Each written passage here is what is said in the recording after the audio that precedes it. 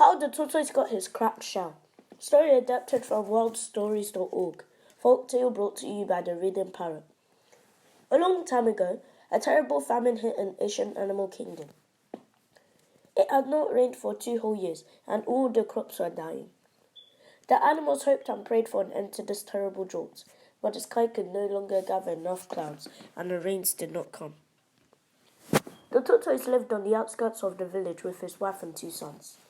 The famine was terrible and was already having a devastating effect on all of the animals, so the tortoise could no longer trick them into parting with the few rations of food they possessed. One morning, very tired and hungry, the tortoise left his house with the intention of searching the marketplace for crumbs of food. But there was no food in the market, and so the tortoise was disappointed. However, just as he was about to return home, he saw the rabbit hopping towards the marketplace. There was something strange about the rabbit. He looked radiant, well-fed, and full of vitality. The tortoise was curious. Why is the rabbit looking so well, and why am I so hungry? He thought. So he approached the rabbit with his head bowed as if he was mourning and began to cry. When the rabbit saw the tortoise, he rushed to meet him. "What is it, my friend?" the rabbit asked. The tortoise answered, "My father is in hospital. My wife is expecting our 3rd child, but she is so hungry. And only last night did I hear my mother-in-law is dying of starvation because she doesn't have enough food to eat. I feel helpless because there's nothing I can do." The rabbit was suspicious because it was well known that the tortoise was very cunning and could not always be trusted.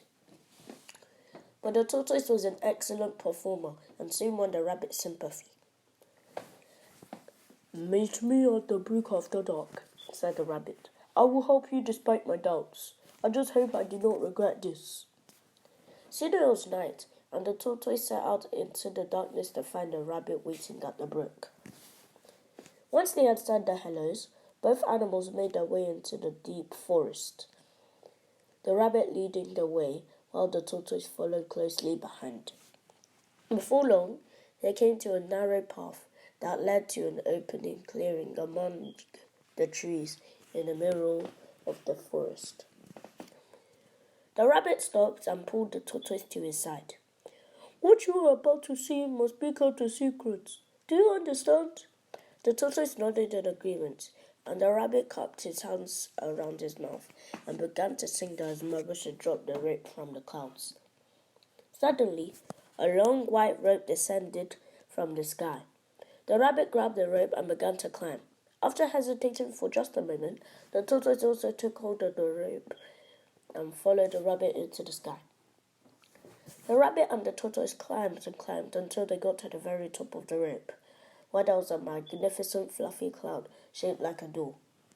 The door opened, and an old rabbit stood with a smile upon her face. "Mother!" exclaimed Rabbit in a joyful voice as he embraced the old rabbit. "This is my friend the tortoise, who has come for supper." Rabbit's mother held out her hand and gave the tortoise a warm handshake. "Come in and dine with us. I have set the table." The sight of the table made the tortoise to gasp. There was a large table laden with the most scrumptious food he had ever seen. There were exotic fruits and fresh fish, of all marinated and cooked with herbs. There was also rice and yam and mouth-watering soups. The hungry tortoise dug in immediately and ate everything he could lay his hands on. "Don't overeat," Rabbit cautioned, "or you will not be able to climb down back the rope and walk into your village." The tortoise continued to eat. Eventually, he slumped back in his chair and gazed sheepishly around the room, his belly protruding like a giant balloon. After resting for a while, the rabbit decided that it was time to return home. The tortoise rubbed his ample belly, got up to his feet very slowly, and made his way to the door.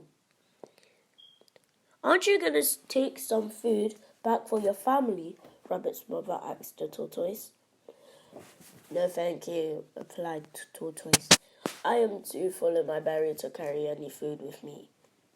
And so Rabbit's mother let down the rope, and the rabbit and the tortoise descended back into the forest and went their separate ways home.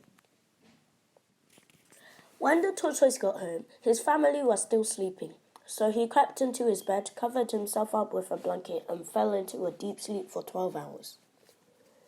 When he eventually awoke, the tortoise was very hungry. I need food, he thought to himself. I need food, and I need it now. It was then that the tortoise had an idea. I will go back to the rabbit's house while he is still at work, and I'll think of some lies to tell his mother when he lets down the rope, and I'll fill my belly once again. When the tortoise arrived at the open space in the forest, he cleared his throat and began to sing the same song that the rabbit had sung the previous night. The trouble was, the tortoise had a rather husky voice, and the song did not sound as beautiful or as heartfelt as when the rabbit sang it. That does not sound like my son, thought Rabbit's mother. The old rabbit hesitated for a moment, but eventually she decided to let down the rope. Perhaps he has cut it cold, she thought, as she lowered the rope to the clearing below. The cunning tortoise was delighted to see the rope fall to the ground, and he quickly grabbed it with both hands and began to climb as fast as he could. The tortoise was halfway up the rope when he heard a voice shouting from the forest below. Hey, where do you think you're going? Come back down at once. It was the rabbit, and he sounded furious. Mother, we've been scammed, shouted the rabbit. Still, the tortoise continued to climb the rope, his mind full of thoughts of the feast awaiting him above. The rabbit called out to his mother again, but nothing happened, and so the cunning tortoise continued to climb up the rope into the clouds. The rabbit cleared his throat, took a deep breath, and began to sing to his mother up in the clouds. When the rabbit's mother heard her son's voice, she exclaimed, Now that is my son, but he is the first caller. The old rabbit peeped through the clouds to see what was happening, and that's when she saw the cunning tortoise climbing up to the ropes towards her. Mother! Shouted Rabbit from below. Cut the rope! Cut the rope!